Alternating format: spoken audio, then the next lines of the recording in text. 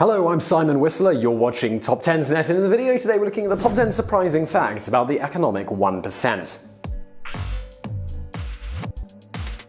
Number 10. Income. While the term 1% is thrown around a lot, the actual figures are not very well known. This small portion of the American population accounts for 40% of the nation's wealth. Each state has varying income levels that set thresholds for the top 1% of income levels. The state with the worst inequality, Connecticut, also happens to have the highest level of income for the 1% at $677,608. In Connecticut, the top 1% earns on average 51 times as much as the bottom 99% of earners. Other states with extremely high thresholds for inclusion in the 1% are California, that's $438,000, North Dakota, $502,000, and New York at $506,000. And while those numbers might seem staggering for income, the top 0.1% makes the previous figures appear like peanuts. The top 0.1% has an average wealth of $72.8 million. In comparison, the bottom 90%, which is 140 million families by the way, has an average wealth of just $84,000. That means that 160,000 families have virtually the same amount of wealth as 144 million American families. Number 9. Things are getting worse. Something that propelled Senator Sanders forward during the Democratic primary race was the growing feeling that things are not getting better. Many Americans feel that the great bullish run in the stock market has not trickled down to the rest of them. However, the truth is a little more startling. In 81% of American counties, the median income, which is about $52,000, is less than it was 15 years ago. That's right, adjusted for inflation, middle-class Americans are making less today than they did 15 years ago. What makes this even more upsetting is that the economy has grown 83% in the past quarter century, with corporate profits doubling. Despite the fact that American workers produce twice the amount of goods and services as 25 years ago, we get less of the pie. To drive home the point, since 1979, national income going to the top 1% of Americans has doubled. Number 8. Above the law. The Walmart heirs are so rich that they really can't be considered part of the 1%. The six Waltons have a net worth of $144.7 billion, more wealth than the bottom 40% of Americans. They are the super rich, and their status comes with rights that seem to include being above the law. One of the heirs of Sam Walton, Alice Walton, has a personal net worth of $30 billion.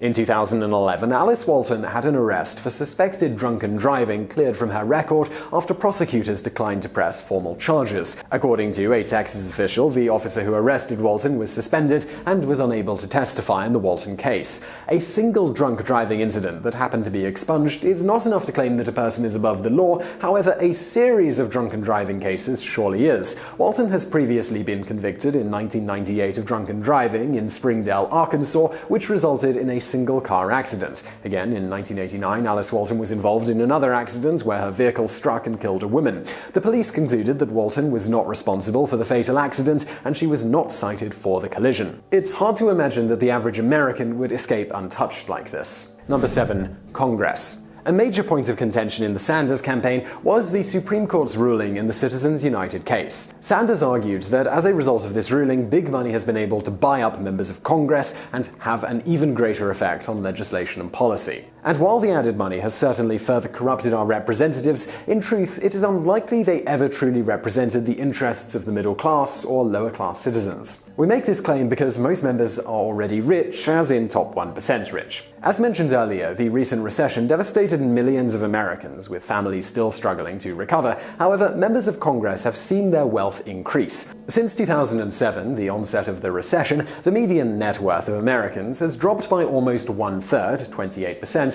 while members of Congress's median worth has increased by a staggering 43%.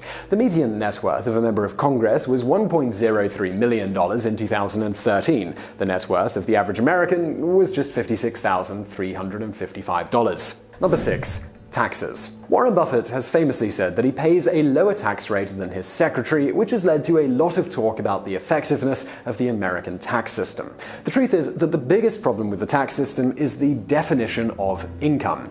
Salon outlines it as such. For the very wealthy, salary is trivial if they earn one at all. That's not where their riches come from. Instead, their money comes from carried interest. Many of the members of the 1% in America are hedge fund, private equity, or investment managers that typically receive a very small salary, with most of their compensation coming in the form of a share of the project or funds that they manage. This represents a carried interest and is taxed differently than the tax rates that apply to ordinary Americans. The carried interest loophole allows hedge fund managers and others to pay 20% on income that is far above $250,000, while ordinary Americans pay nearly double that. What makes the rule so reprehensible is that many are able to get away without paying any taxes at all. The reason for this is that carried interest only counts as income when shares are sold. Individuals could continue to borrow against their assets and never pay taxes. Number 5. Job creators? While this list may seem to generalize the 1% into one bag, there are many who acknowledge that their status as wealthy does not entitle them to rights and benefits that most Americans do not have. One of them is Nick Hanauer, an entrepreneur and venture capitalist who argues that the rich are not job creators. Hanauer has had great success as chairman of a family-owned manufacturing company in Seattle, while also making hundreds of millions of dollars through smart investments. One of his earliest investments, Amazon, he argues, did not create but actually killed jobs in the American economy.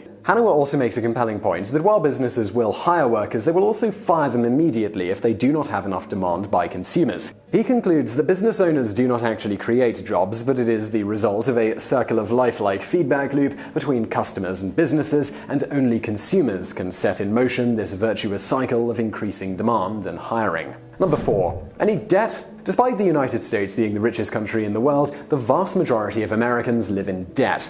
According to the Pew Charitable Trusts, most of the debt comes from what many people would call a good thing, home ownership. Of the 80% of Americans with debt, about 44% have mortgage debt. Overall, the median burden of debt among Americans is $67,900, with a median home loan balance of $103,000. And while this might not appear as a bad thing, what it does guarantee is that Americans will not question the status quo or take risks to pursue occupations and ideas that they have a genuine interest in. The need to make mortgage payments guarantees an obedient population. A 2015 Gallup poll has revealed that 70% of Americans feel unhappy, uninspired, and less engaged at their jobs. Many Americans have a lot of non-mortgage debt too, particularly young Americans. Millions of young Americans are struggling with college debt, with the average graduate accruing more than $25,000 of loans. Some suggest it could be the next bubble in our economy. On the other hand, the top members of society are not riddled with any debt they cannot generally handle by selling off assets or demonstrating future growth of income. Number 3. More involved in politics. Americans have a notion that because they live in a democracy, that even if the rich are greatly involved in politics, they can't make too great of an impact. One vote for one American, right? But if one American knows his representative on a first-name basis, do you really believe you're on equal footing with him? While the United States rarely gets more than 42% participation in presidential elections, and much less in midterm elections, the 1% take politics extremely seriously. Polls show that 99% of them vote, and 2/3 contribute money to political campaigns. In general, the 1% are able to get into contact with their representatives, and their conversations are very specific, usually revolving around impending legislation that could affect wealth creation.